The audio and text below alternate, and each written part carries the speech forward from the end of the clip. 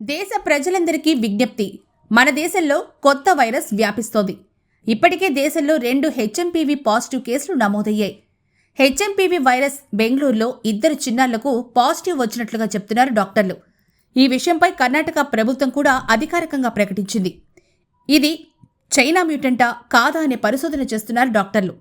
ప్రజలందరూ శుభ్రత పాటించాలని, ప్రధానంగా దగ్గు తుమ్ముల నుంచి వచ్చే తుప్పర్ల ద్వారా వ్యాపిస్తున్న ఈ వైరస్ సోకిన వారికి షేక్ హ్యాండ్ ఇచ్చినా తాకినా వైరస్ సోకే ప్రమాదం ఉంది.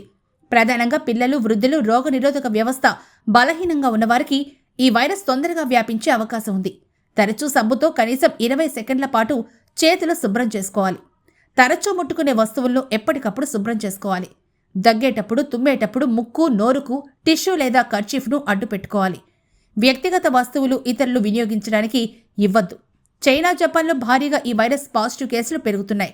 ఇప్పటికే చైనాలో 2 రోజుల్లో 300 మంది ఈ వైరస్తో మృతి చెందడం జరిగింది. కావున భారతదేశ ప్రజలందరూ అప్రమత్తంగా ఉంటూ తగు జాగ్రత్తలు పాటించాలని ఆకాశం టీవీ మరియు న్యూస్1 నెట్వర్క్ ఛానల్స్ తరపున కోరుతున్నాము. ఇట్లు బీ సేఫ్, బీ అలర్ట్. ఆకాశం టీవీ మరియు న్యూస్1 నెట్వర్క్ ఛానల్స్ మేనేజ్మెంట్.